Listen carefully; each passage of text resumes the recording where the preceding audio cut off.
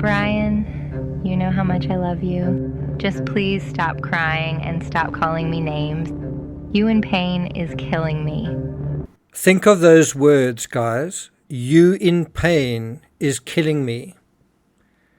Because that's exactly what happened to Gabby. Brian found himself on the outs. He was in pain, didn't know how to cope, and lashed out at the source of his pain and killed her, and then he regretted it. I got nightmares in my head, I fear. Thoughts build up until I can't feel. My mind fills up into a creature, and it haunts me somewhere much deeper. I got nightmares in my head.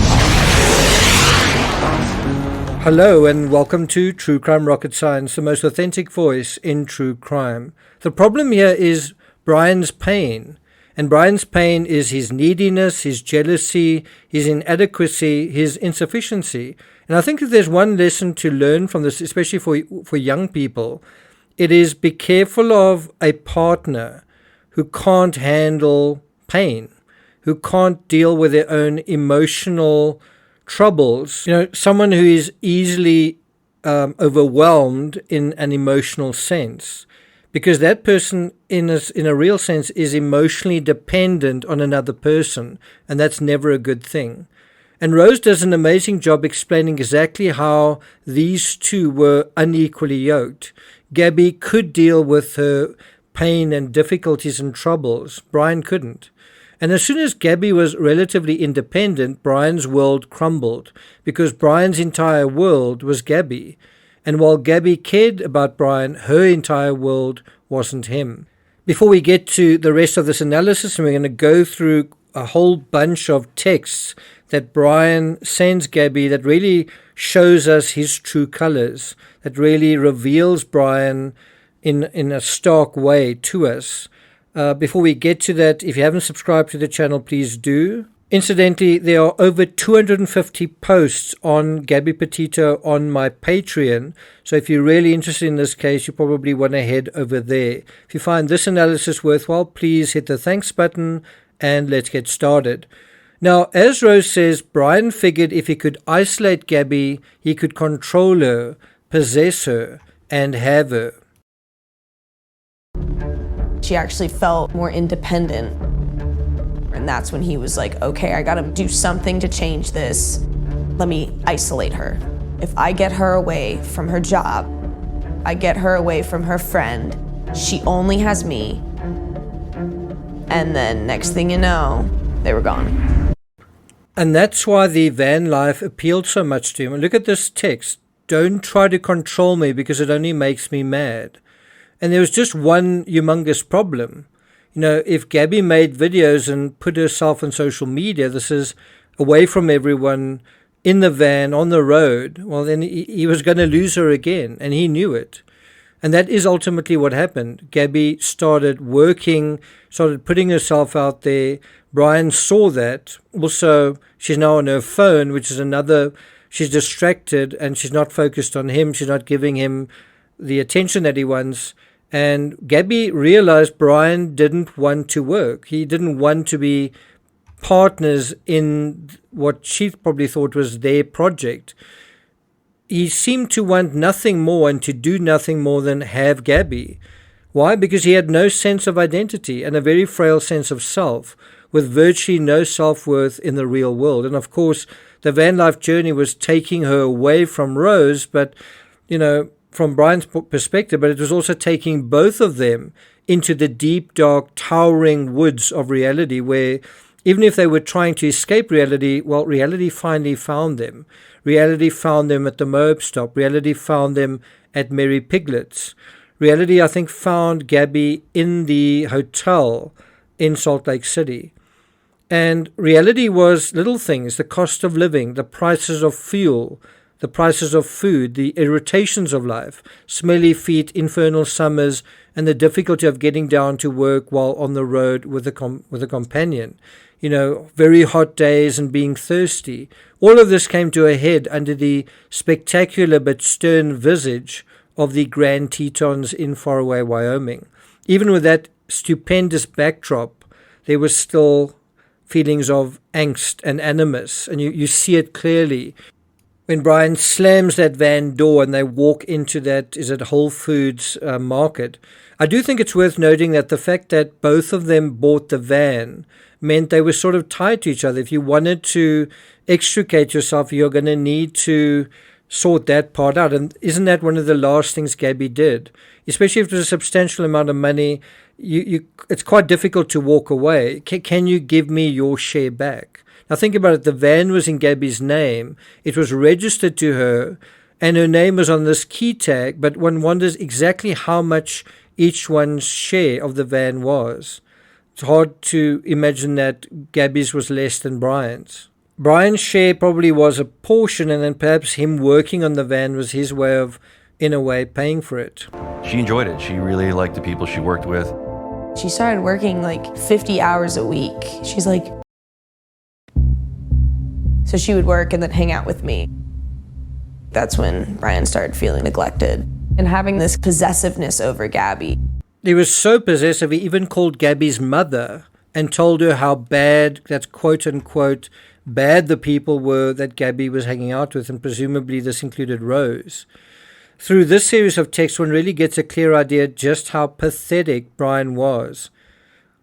I'll be happy when I see you, but I'm so pissed right now. I fucking hate that you ever worked at Taco Bell with all those lowlifes. I don't know why you had to turn into one of them. Fucking disgusting. It's basically saying that Gabby is disgusting. Gabby seemed to know it too, that Brian was being pathetic and unreasonable, but she tolerated it because Brian was key to making her van life adventure come true. That was the overarching thing going on. But just look at how Brian communicates. He seems like a lazy, judgmental sourpuss and a crybaby. Please, please, please forgive me for calling your mom, but I'm fucked in every aspect of my life now. Even Brian seems to admit it. Even Brian seems to know it. He says, I just wanted this week to go smoothly. Unhappy face. I'm crying so hard in the dumb fucking bathroom typing this. No one is feeling more sorry for Brian than Brian himself. And what do you think Brian is doing when he feels like this? When Brian's alone with himself, what do you think he does to soothe himself, to feel better? Also, why is he so unhinged to begin with?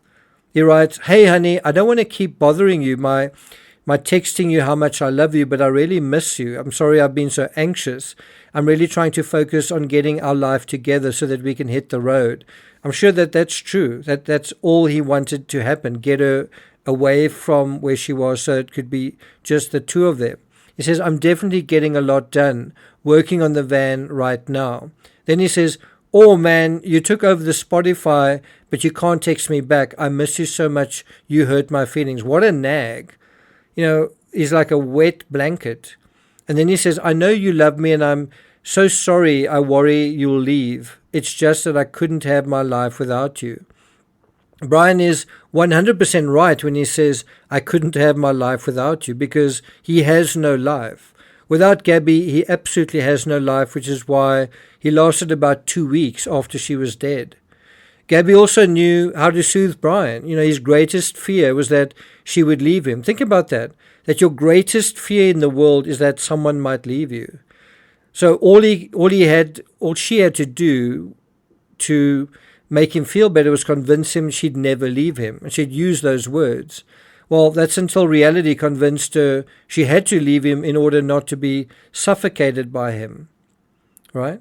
It's unfortunate because as clear as what was happening, as clear as it was, Gabby didn't share her concerns, but she didn't even share concerns at the Moab stop when moments earlier her face was literally bleeding. And she likely didn't because that would nix the adventure that she'd poured so much into, her heart and soul. And she was invested in it, and she likely thought things would work themselves out once they got onto the road. But Brian's neediness was never going to work itself out. Consider how manipulative this message is. I'm crying right now, but it's okay. I was just saying how it's so crazy I was alone for so long and was so happy, but now that I love you so much, every second alone I'm just stuck with a person I hate. Who do you think he's referring to? Does he hate himself, or does he hate Gabby for leaving him alone? Now, from Rose's account, Gabby had a solid work ethic. She's working 50-hour weeks while Brian was sitting at home feeling sorry for himself.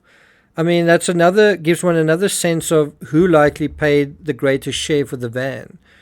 And that's what's happening before they set off. He's sitting at home feeling sorry for himself. Is that any different to when they're in the van? Now they're not at home, now they're in the van, and now he's feeling sorry for himself as well. This time the complaint is about her working too much or working on the vlog too much and not paying attention to him. On the road, Gabby seemed to be doing all the heavy lifting all over again. She starts a YouTube channel. She starts a blog. She's curating her Instagrams. She's got a lot more going on than his does. This also demonstrated just how unequally yoked they were. Even off a low base, she was getting more traction than he was on social media. But I think the biggest way they're different is emotionally. She's emotionally strong. She's more emotionally independent, whereas he's not. And so I've got a question for you guys. What did you guys think of Gabby's journal entries being brought to life in her voice using AI? I came across one reviewer that says, it feels wrong, it feels unnecessary, and it's kind of gross. It left me with a weird feeling that I haven't been able to shake. Now, for me, what's a million times worse is Gabby being denied a voice, especially Brian appropriating the voice of the innocent girl he murdered and then writing a story basically saying she asked him to do it and it was mercy. I mean, that is truly disgusting. Let me tell you what I believe. Anything that gives the victim a voice is to be commended, and I was actually touched by how realistic Gabby's voice sounded, and the producers did get the permission from Gabby's family to do this. So if you want my 2 cents, I thought it was a nice touch. But let me know what you guys think in the comments. Thank you for listening, and I'll see you guys next time.